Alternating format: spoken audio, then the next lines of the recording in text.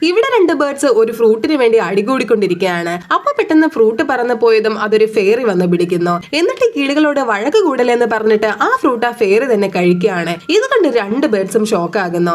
ആ സമയത്ത് fairy fruit കഴിച്ചിട്ട് അതിനുള്ളിലെ സീഡ് പുറത്തെടുക്കുന്നു.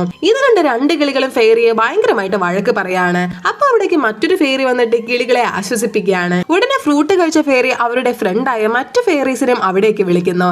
എന്നിട്ട് മണ്ണിലൊരു കുഴി കുഴിച്ചിട്ട് ആ സീഡ് അതിനുള്ളിൽ കുഴിച്ചിടുകയാണ്. അപ്പൊ മഴയുടെ ശക്തിയുള്ള ഫെയറി അവിടെ മഴ പെയ്യ്ക്കുന്നു. ഉടനെ വെയിലിന്റെ ശക്തിയുള്ള ഫെയറി സീഡിന് സൺലൈറ്റും കൊടുക്കുന്നു. ഒപ്പം മറ്റൊരു ഫെയറി ആ സീഡിലേക്ക് മാജിക് പവറും കൊടുക്കുകയാണ്. നോക്കുമ്പോ അപ്പോൾ തന്നെ വിത്ത് മുളച്ച് അതിൽ നിന്ന് ചെടി പുറത്തേക്ക് വരാൻ തുടങ്ങി. അങ്ങനെ ഇത് കണ്ട് രണ്ട് കിളികളും അന്തം വിട്ട് നിൽക്കുകയാണ്. അങ്ങനെ ആ ചെടി മരമായതും ഒരു പിങ്ക് ഫെയറി വന്ന് ആ മരത്തിൽ തൊടുന്നു. ഉടനെ മരത്തിൽ നിറയെ പൂക്കൾ വരികയാണ്. ഇത് കണ്ട് രണ്ട് ബേഡ്സിനും സന്തോഷമാകുന്നു. അങ്ങനെ മരത്തിന് ഇലകൾ വരുന്നു, കായെല്ലാം പഴുക്കുകയും ചെയ്തു. ആ സമയത്ത് ഫ്രൂട്ട് കഴിച്ച ഫെയറി ആ മരത്തിന് ചെന്നൊരു തട്ട് കൊടുത്തതും അതിൽ നിന്ന് നിറയെ ഫ്രൂട്ട്സ് കിളികളുടെ ദേഹത്തേക്ക് വന്ന് വീഴാണ്. ഇത് കണ്ട് കിളികൾ ഭയങ്കര ഹാപ്പി ആകുന്നു. അപ്പോഴേ ഈ കഥയിൽ ഞാൻ എത്ര വട്ടം ഫെയറി എന്ന് പറഞ്ഞൊന്ന് കമന്റ് ചെയ്യാവോ?